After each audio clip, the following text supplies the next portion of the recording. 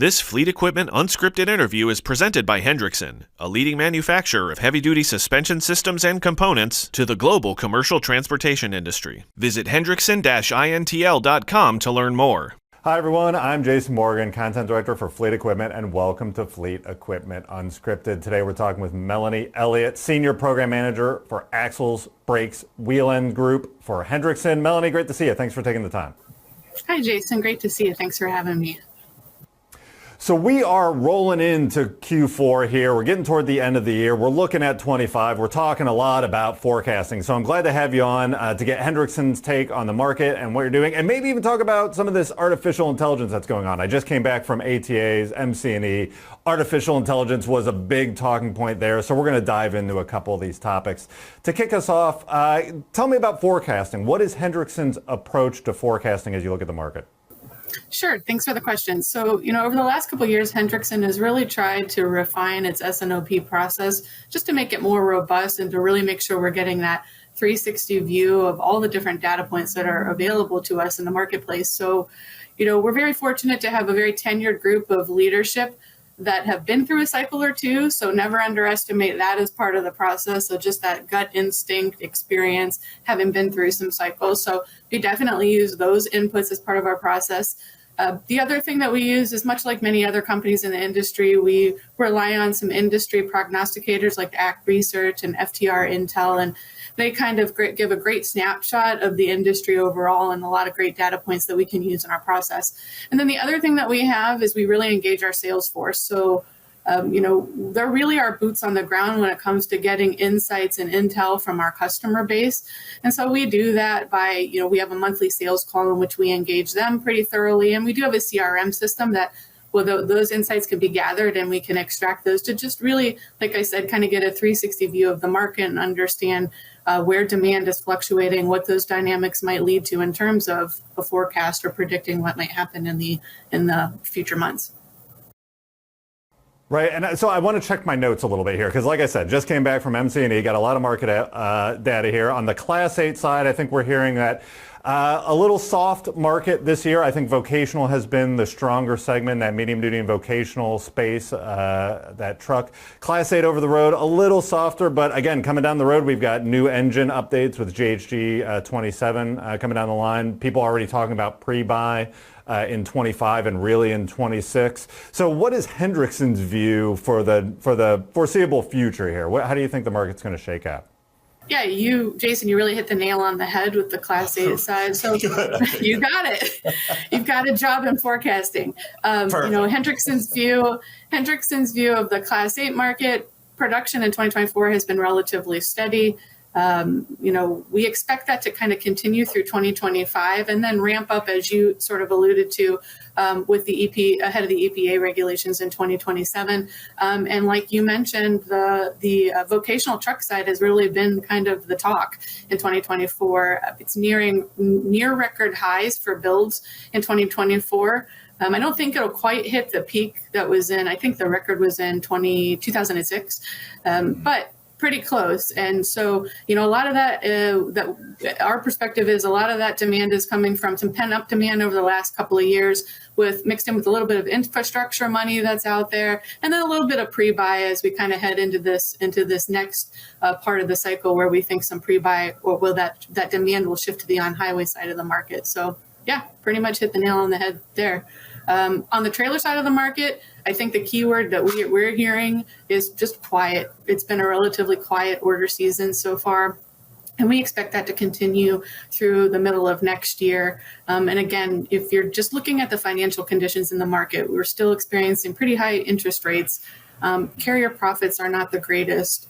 The trailer fleet is a relatively young fleet. There was a lot of replacement that happened in the last few years, and that coupled with diversion of CapEx to the Class 8 side ahead of these regulations, I think will predicate a little bit slower market in 2025 for trailers. But again, at Hendrickson, we kind of look at things in two buckets. We have the short-term view of the next 12 to 18 months, and then we kind of look longer term. And so what we're finding is that although next year might be a little bit soft, the out years are pretty robust, and we're putting plans together to make sure that we're ready to anticipate whatever may come. For sure, especially on the trailer side, people are not slowing down on ordering goods delivered to them, right? So that's a pretty good trend. And I appreciate the compliment. I really just parrot smart folks like you and stuff I hear in the market too. So I appreciate your insight there. So let's dive into a little bit of talk about artificial intelligence. I think it's a conversation that I think everyone in the world is having at this point. Again, at ATA's MC&E, it was the main talking point across all the booths and a lot of the players there. From Hendrickson's point of view, so especially implementing maybe or leveraging AI tools in forecasting, what are your goals there and how do you approach that? Yeah, I think for Hendrickson, the biggest thing that we've learned in the last couple of years is coming out of this post-pandemic era where those are market dynamics that were just unprecedented. And I think like a lot of other companies, we really felt like we were behind the eight ball in reacting to some of these scenarios. And not that they were predictable, but at the end of the day, we kind of took a step back and said, okay, how can we learn from this? And one of the ways that we thought we could learn was maybe let's take a look at an AI tool that could help us maybe be more proactive in our approach. It doesn't replace all the other great stuff we do in terms of trying to understand the market, but we thought maybe it could be another tool in the tool bag as we sort of move forward and learn from all of the crazy dynamics that happened during that COVID era. For sure. So as you look at these things, because I think these kind of lessons are applicable kind of across a lot of different areas that you could use AI, right? Whether you're a fleet manager and you're managing your trucks and trailers, or a content person who they're going to replace with an AI person one day, right? Or even on your forecasting, how do you approach using that AI tool, and do you have any examples of what you're looking for when you leverage it? Yeah, sure. So, again, from our side, we wanted to look at AI and forecasting, one, to help us better manage risk. And two, some of the tactical things are like improve forecast accuracy, reduce prep time to coming to those decisions. And so a couple of the areas that we felt we could really use some help was in our demand planning, our scenario planning area, and in our supply chain and production optimization. So, again, AI, it's really helpful in that it's able to iterate scenarios with relative ease and speed. And it has the capability of very quickly analyzing complex information and coming up with a pattern or a trend that maybe a human can't do so quickly, at least. And so Hendrickson has a pretty complex product structure. Our products are made to order, and we have thousands of different combinations, product combinations that exist. So while this is a wonderful benefit for our customers and allows them to customize their product to us, it can make for a lot of complexity when it comes to the person sitting in the demand planning chair or the materials planning chair. So, we really wanted some help with forecasting at this lower level where it's very tedious and time consuming to look at those lower components. And the other side of the coin is we have a complex supply chain, and everyone knows the issues that happen with supply chain during COVID. And then we have a lot of sites that were responsible for producing product, and certain sites are capable of some things while other sites are capable of others. So it was really a way for us to marry this idea of how do we get the best service levels to our customers, and how do we maximize the use of the assets we do have and make sure that our supply chain is protected. So those were some of the goals that we set out to accomplish with AI. Yeah, definitely. I think when you zoom out, there is definitely a parallel there in the fleet world, right? Asset management, right? You got some trucks that are operating more profitably than others. You got drivers that maybe are better than some other drivers. You got managing all this. To your point, I really love, and going back to it, you looked at what your challenge was and then apply the tool there, right? As you do this, though, I'm sure there's a good amount of caution that goes into it. What do you look out for as you're applying these new tools that maybe give you pause or just you're aware of as you're going through it? Yeah, I think a couple of the things that we found were pretty tactical in nature. So those things would be like data availability or data quality. The idea of bias, and we can talk through that. And then there's this other thing that AI can do, which is overfit or generalize to historical data. From a kind of bigger perspective, it's can be very complex and very costly to implement an AI solution. And the other thing that I'm sure came up in many of the conversations at the shows you're at, or at least that we hear from some of our partners and others in the industry, is it's sort of this black box feel. So it feels a little mysterious, right? So it's hard to understand how the tool came up with the assumptions. And really, I think it's just that humans aren't ready to trust the machine yet. So you have to do a lot of work to sort of make sure everyone understands how the tool is coming to these assumptions and be very transparent in that way. So, I talked a little bit about data quality and availability. You've heard the phrase garbage in, garbage out. It applies to any AI tool. So one of the things that we found when we were, implementing a solution was, depending on, the set of data that you're inputting, it can wreak a lot of havoc if you're not very diligent about cleaning that data, making sure you remove outliers, making sure you're not missing information. And again, I think the key here is human intervention. This is not, you can't just say, okay, AI, do your thing, and you go about your business. It still required a lot of human capital to get to that point.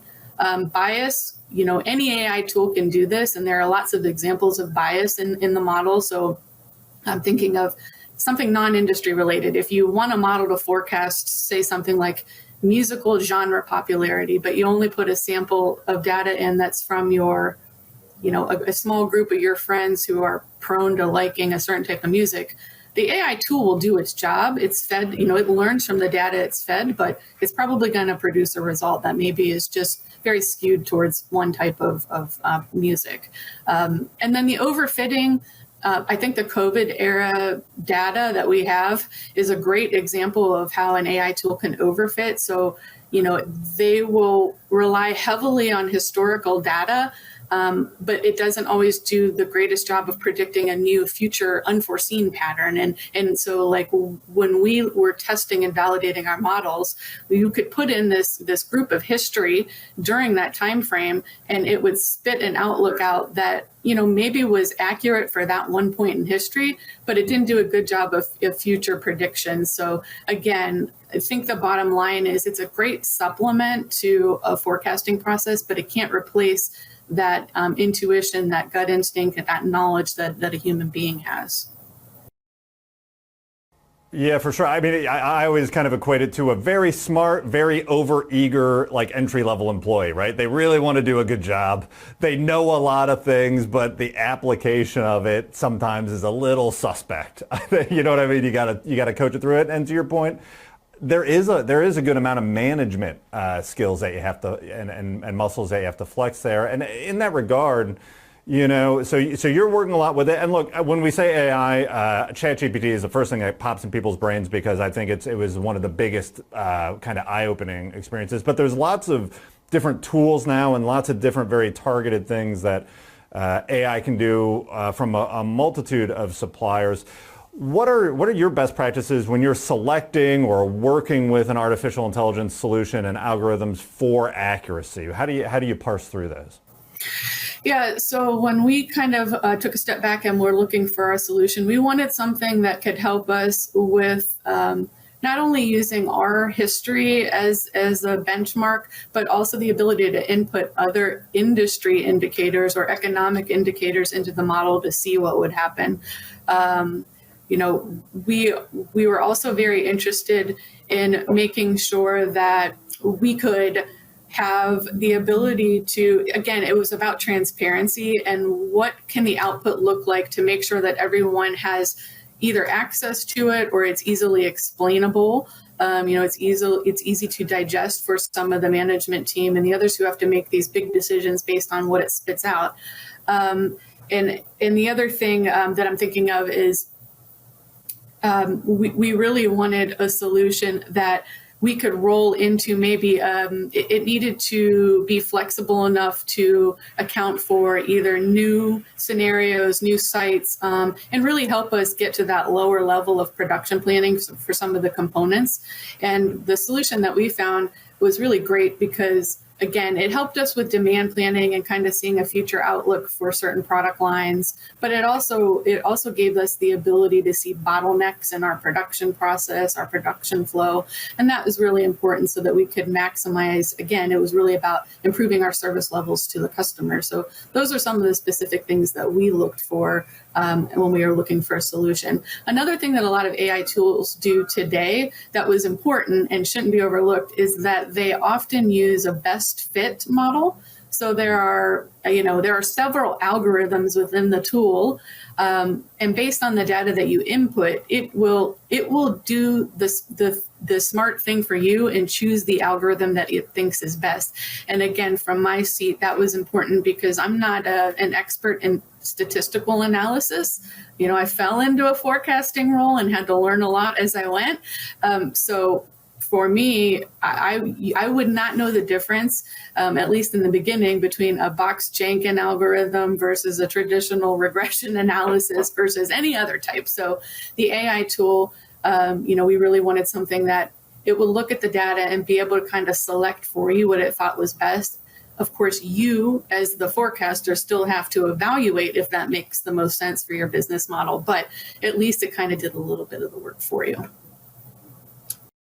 Yeah, for sure. I mean, I want to go back that too. And thank you as well, because it is a lot of fun being able to talk to a real life person about data, about AI, to really help wrap my head around there. I think those were great lessons. I think for anyone in business right now, looking at these tools and wondering how to apply them to their own challenges and applications. Melanie, I'm sure we will talk to you again very soon because this is definitely a growing field, and we'll have to check notes on the market then as we roll into 25. So thank you for joining us today. Absolutely. Thanks so much for having me. Take care.